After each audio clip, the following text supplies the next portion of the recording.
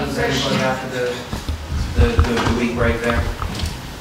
Yeah, they're in good spirits, as you can see. It's a pretty good session today, good hit out, obviously with the 20s as well. There's a bit of intent there from the young boys, which gives a bit of intensity into the sessions, exactly what we want with the weekend off. The list of injured players then before the Scotland game, how are they sort of coming on? Are any looking more likely than others for this week? Well, there's a few that we need to keep assessing. Robbie Henshaw will be fit to train next week. Gary Ringrose will just assess how he is progressing over the weekend, and then we'll see where we're at next week with him. Johnny Sexton, for what we saw out there, took a fairly good part of that training session. He running well then? He's fine, yeah. He trained fully as you saw, so he will be ready to go. So Johnny would be okay for the EC game, do you? Yeah. I mean he's fine. He's had no symptoms at all, and he's not had no complaints throughout the week. So as you see, with a session like that was pretty intense. It's a good hit out for him. There was some contact within that as well. Not too much, but there was enough in there. And yeah, he would have been fine for this weekend. What's the situation with Ty Byrne? Do you think he'll be fit for a BC game? Well, they have to get through the protocols, don't they, and getting back to play, etc. So we'll see. Obviously, we're in contact with the provinces all the time, but he's progressing well. We know that for sure. And Ian Henderson obviously in action tonight, so that's a boost for you as well.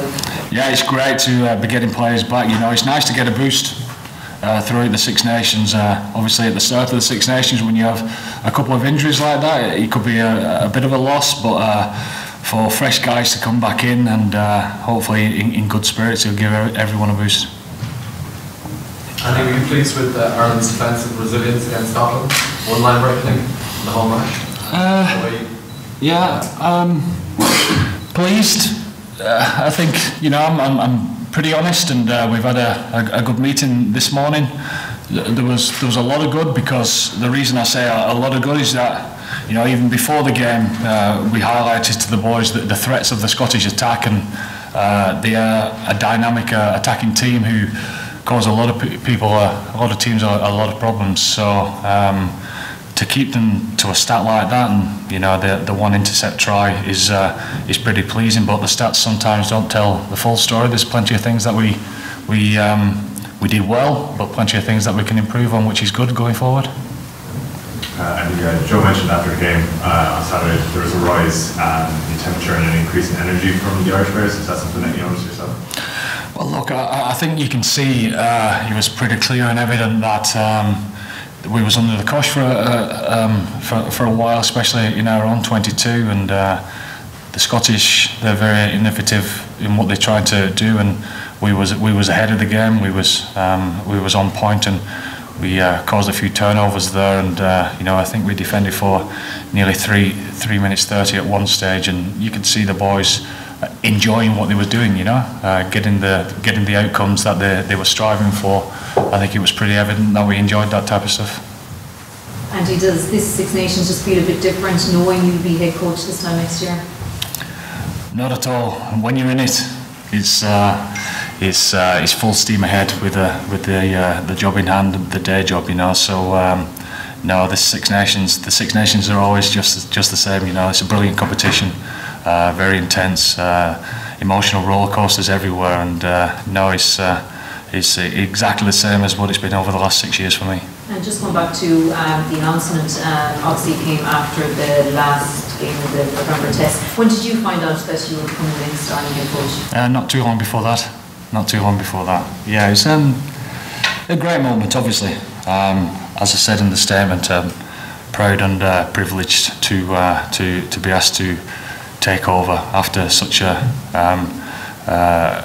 brilliant coach like Joe, you know. I'm fortunate enough as well that I get a bit of time to keep on learning in the meantime. But yeah, it's a massive honour to be given the opportunity. Why? Because it's a privilege to be involved with a group, you know. The people that we've got, the players, the staff, the players, are great people to work with, and I feel where we're going in the future is a bright place as well. How do you think you change, or what do you do better from working with Joe? Well, you're learning all the time, and no matter who you're working with, and the experience that you go through together, you know, whether it be the losses, or whether it be a poor performance, or whether it be the wins, you're learning constantly all the time, you know. And what you get when you're in our environment, you get to share those ideas, and we tend to give quite a lot of feedback to each other, etc. So you're learning constantly all the time, you know, and that obviously shapes the way that you think and learn on the run. Have you become a better coach than you could, Joe? Well, let's hope so. Of course I have, 100%. Did you have any doubts, or was it a straight up yes? Oh, absolutely no doubts whatsoever. It was a very easy decision. You disappointed Sean O'Brien won't be a part of that? Well, you know what?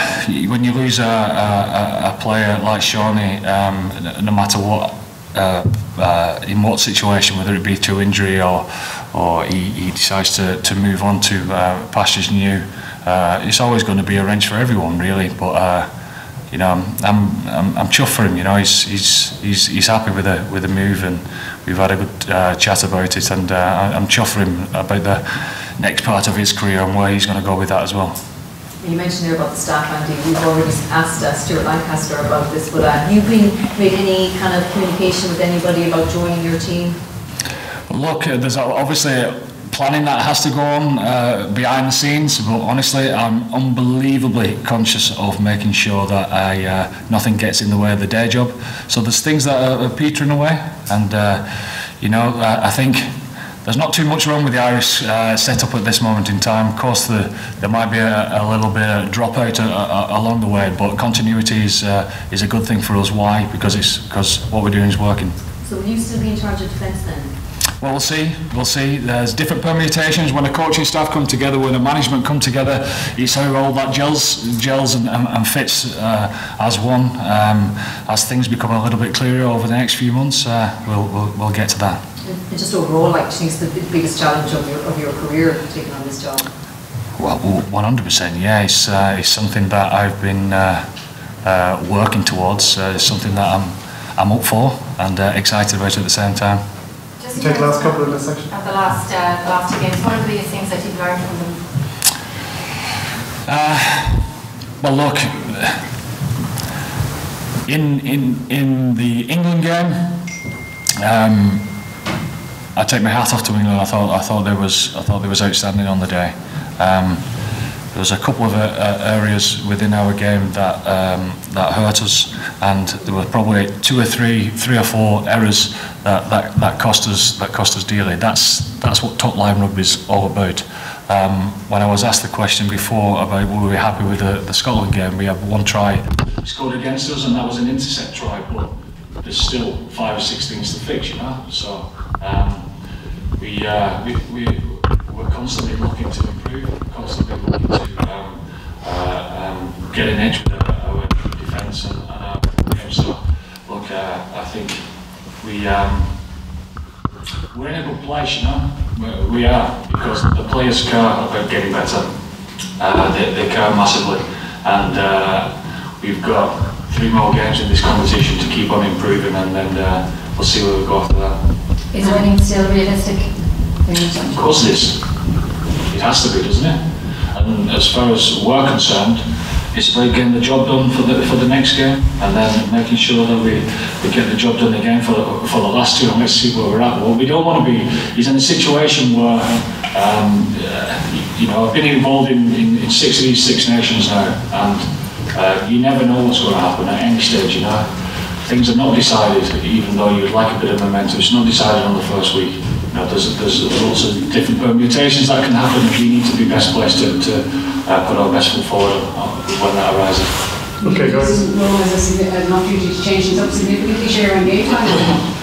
Well, we'll see. We've been concentrating on ourselves this week, what we need to improve on, and where we need to go into next week. Selection hasn't been discussed too much so far, but I think what we've built over the years is a good squad, you know, and no matter what we put out there with expected performance. Okay, sorry, we really have to keep moving. Okay, so we'll finish off the just back in to review the match yesterday, a couple of meetings and trained today, so pretty low key, but had a good few stuff to get, bits and pieces to get through. What was the mood in that review like? Talk about the stodgy performance. Yeah, like I said, there was bits and pieces of the performance, but a few areas probably where we improved against England, and it was key to get a win away from home. Very tough place to go, Murrayfield. There's a few positives there. There's a few areas that we want to work on. Definitely going into a tough away fixture in Italy. Good week's prep, good opportunity to get work done in these last couple of days for a focus to bring into next week, which gives us an advantage of having that extra couple of days of work done going into getting ready for the game next week. At this stage, do you feel like you're rolling in, but the squad as a whole, I suppose, is building that further than implementing? Yeah, I think you can't overemphasise how important that win was in terms of with the Six Nations as a competition. It's about momentum and getting a win, and after that disappointment of losing at home to England, where underperformed, it was very important to go and get a win in Scotland in order to have a good foundation to build on going into the rest of the competition with the week break this week. Sean, Joe mentioned there was like a rise in temperature and an increase in energy like in the build up to that Scotland game compared to the England game. Did you notice that yourself? I suppose it was probably that added bit of pressure, really, that it was hugely important to get the win. Going across there where we didn't do so well a couple of years ago, and like I said, it's just to get momentum, to get something to build on going forward into the rest of the competition, was to get a performance and get a win and build into these next block of games that are coming up. And the squad is building nicely. We have this week together to try and build some more cohesiveness in areas that we want to, and like I said, got those couple of days work yesterday and today, so that we're not trying to not necessarily play catch up, but that we have it done, so we just flow into next week and get going from the off.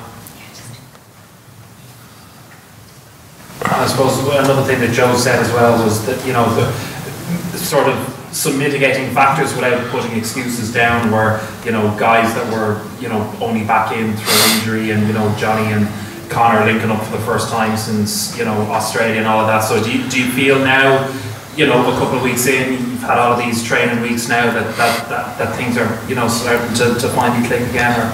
Yeah, I think we had a couple of more than a couple of injuries, but I think we've coped really well with that in the past. Guys have come in and slotted in and done really well. So yeah, we're probably lacking that small bit of where we're picking up injuries and guys have a short window where we need to get up to speed, and it's tough in these international windows where it's not the club environment, it's a short window, but I think guys did really well that came in last week. Chris Farrell did really, really well coming in, and other guys, so it's something that's part and parcel of the game. You can see out there we're starting it's a good opportunity to get a nice run like that against the 20s. It gives us an opportunity to work on stuff that we think we can get better at in terms of the Scotland performance. And then in terms of, I know obviously it's still a bit away yet, but in terms of what you're expecting against Italy, 2 defeats in the championship so far, and I think the status is 19, I think, without a win. It must be like, so what would you be expecting going over there? Tough, physical, very passionate at home, and they can be a very good side and tough to break down on their day. We know it's going to be a very tough test match. We're going to have to be at our best, and I think lads are looking forward to an opportunity to go over there. And things are bubbling nicely. Like I said, we've had this week to come together to try and get a few more areas of our game flowing a bit better, so that we can attack that Italy week and go over and put in a performance.